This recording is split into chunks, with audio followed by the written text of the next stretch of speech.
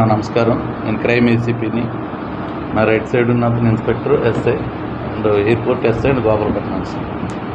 ఈరోజు ఈ press meet దేనికంటే మా దగ్గర ఒక క్రైమ్ రిపోర్ట్ అయింది.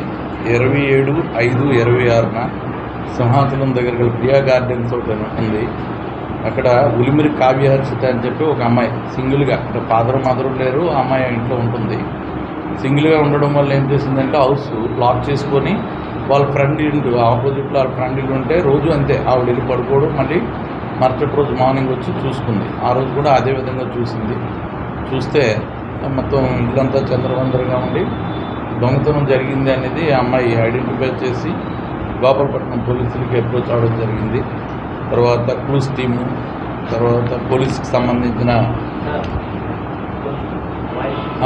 క్లూస్ టీము, ఇంపార్టెంట్గా మా ఇన్వెస్టిగేషన్కి సంబంధించింది ఏవైతే ఉంటుందో వాళ్ళందరినీ తీసుకొని సీన్ విజిట్ చేయడం జరిగింది ఫస్ట్. ఆ తర్వాత క్రైమ్ రిజిస్ట్రేషన్ చేశారు 144/2026 అని. దీని మీద కేసు నమోదు చేసిన తర్వాత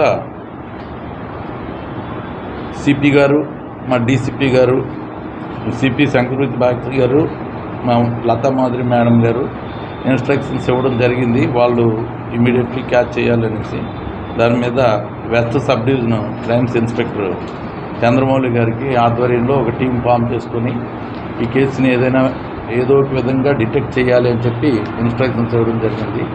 ముఖ్యంగా ఏంటంటే ఇవి కొన్ని క్లూస్ ఉన్నాయి. ఆ క్లూస్ ఆధారం చేసుకొని టీమ్స్ ఫామ్ చేసుకొని అతను చాలా హార్డ్ వర్క్ చేశాడు. హార్డ్ వర్క్ చేసేటప్పటికి ఒక ఎక్స్ కన్విక్ట్, ఇతను కూడా ఇంతకుముందు పాత నేరస్తుడే, నూనె కృష్ణ అని చెప్పి, ఇతను మల్కాపూర్ ఏరియా వాడు, నూనెల కృష్ణ అని. ఇతను సుమారు 30-40 కేసుల్లో ఇతను ముద్దాయి. గతంలో కూడా ఇతను చాలాసార్లు జైలుకి వెళ్ళాడు.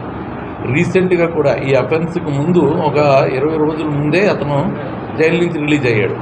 మళ్ళీ కొంచెం మెయిన్ ఏంటంటే మనం అబ్జర్వ్ చేస్తున్నది డోర్స్ లాక్ చేసి సరిగ్గా లాక్ చేయకుండా వెళ్ళిపోవడం,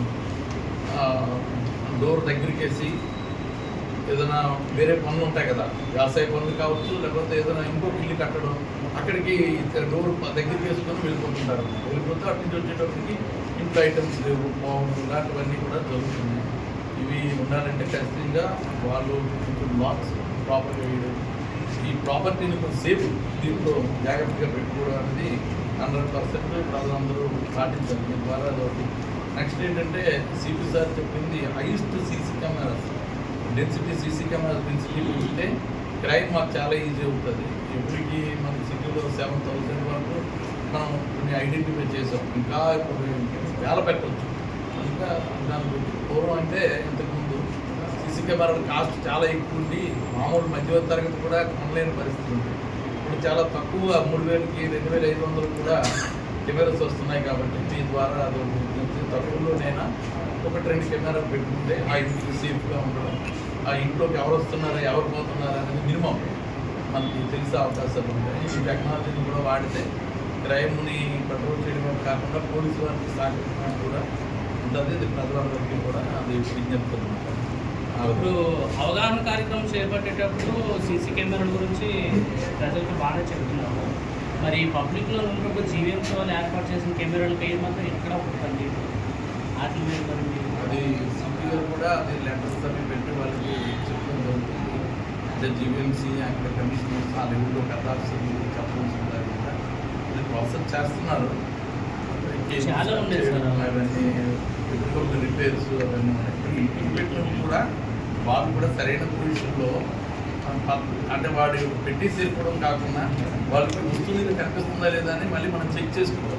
కారణంగా సీసీ కెమెరాలు పెడతారు, దానికి మానిటర్ అది ఉంటుంది. అది ఎలా కనిపిస్తుందో వీళ్ళు చూసుకోరు, ఏదో పెట్టేసి ఉంటుంది. కనుక దొంగతనం జరిగిన తర్వాత చూస్తే సీసీ కెమెరా ఉంటుంది, అందులో ఏమీ రాదు. ఇవన్నీ ఉంటాయి. అది కూడా కొంత అవగాహన, అదే అవగాహన కల్పిస్తారు.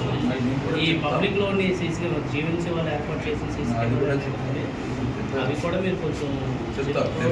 మీకు కూడా కొంచెం ఏంటంటే ఏమైనా ఘటన జరిగిందంటే దాని మీద ఈజీగా తెలుసుకోవడానికి మీకు కూడా బాగుంటుంది, ప్లస్ ఈజీ అవుతుంది అన్నమాట.